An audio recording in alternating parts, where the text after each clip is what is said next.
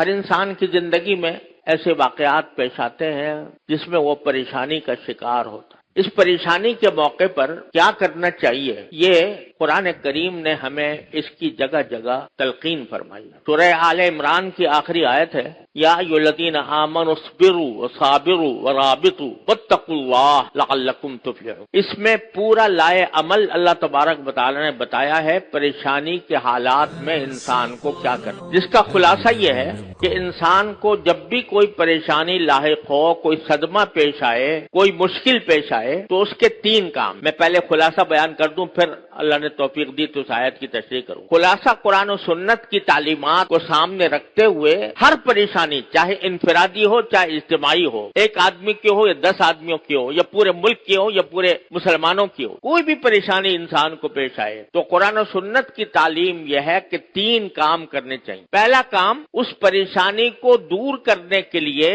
جو کچھ اپنے بس میں ہے وہ کوشش کرے، صرف دعا پر اکتفا نہ کرے بلکہ کوشش کرے، یعنی اپنی عملی کوشش کرے، جتنی انسان کے بس میں ہے وہ کوشش، اس کوشش میں کمی نہ کرے۔ مثلا ایک شخص بے روزگار ہے، پریشان ہے، تو اس کا پہلا کام یہ ہے کہ وہ اپنی کوشش کرے روزگار تلاش کرنے کی۔ صرف اگر دعا ہی کرتا رہے کہ یا اللہ مجھے روزگار دے دے، اور گھر میں بیٹھا ہے اور مصلی پہ بیٹھ کر دعا کرتا ہے اور کبھی کوشش نہیں کرتا کہ مجھے روزگار کہاں سے ملے گا، کوئی ملازمت، کوئی مزدوری، کوئی پیشہ اختیار کرنے کی فکر ہی نہیں ہے، گھر میں چارپائی توڑ رہا ہے اور کوئی حرکت نہیں کرتا، صرف دعا کرتا ہے کہ یا اللہ مجھے روزگار دے دے، تو یہ ایک مسلمان کا کام نہیں ہے۔ مسلمان کا کام یہ ہے کہ ہاتھ پیر ہلائے، اپنی سی کوشش کرے، روزگار کے جہاں مواقع ہیں وہاں جا کر روزگار تلاش کرے، کوئی ملازمت کر سکتا ہے اس کی درخواست دے، کوئی تھوڑے بہت پیسے ہیں اس کے ذریعے کچھ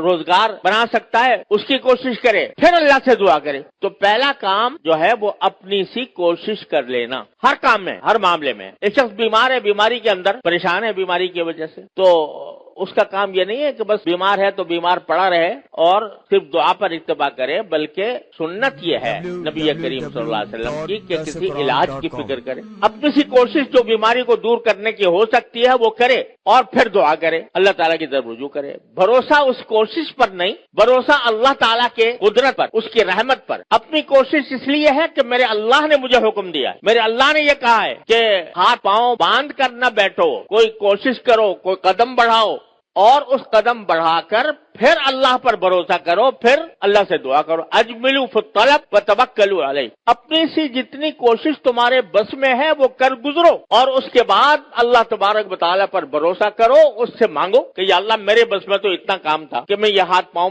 چلا لیتا، لیکن اس عمل کو مؤثر بنانا وہ آپ ہی کے قبضہ قدرت میں ہے، آپ کے سوا کوئی نہیں کر سکتا۔ اپنی سی کوشش، اللہ پر بھروسہ، اللہ تبارک و تعالیٰ سے دعا اور انابت، اس کی طرف رجوع، یا اللہ یہ کوشش کی ہے، اس کو کامیاب بنانا آپ کی قدرت میں ہے، اپنی رحمت سے اس کو کامیاب بنا دیں۔ اور تیسرا کام، یہ دو کام جب کر لیے، اپنی سی کوشش اور اللہ تعالیٰ سے دعا، اور دعا کے بعد پھر تیسرا کام ہے رضا بالقضاء، کہ اب میں نے اپنا کام کر لیا، اب اللہ تبارک و تعالیٰ ہی کے قبضے میں ہے، اسی کی قدرت میں ہے، اسی کی حکمت میں ہے کہ جو فیصلہ وہ کرنا چاہے گا کر لے گا، ہمیں اس پر کوئی اعتراض نہیں۔ اگر یہ تین کام انسان کر لے ہر مصیبت کے موقع پر، ہر تکلیف کے موقع پر، ہر پریشانی کے موقع پر، تو کیا ہے کہ اس پریشانی کا سدباب ہو جائے گا۔ اپنی سی کوشش، اللہ تعالیٰ سے رجوع اور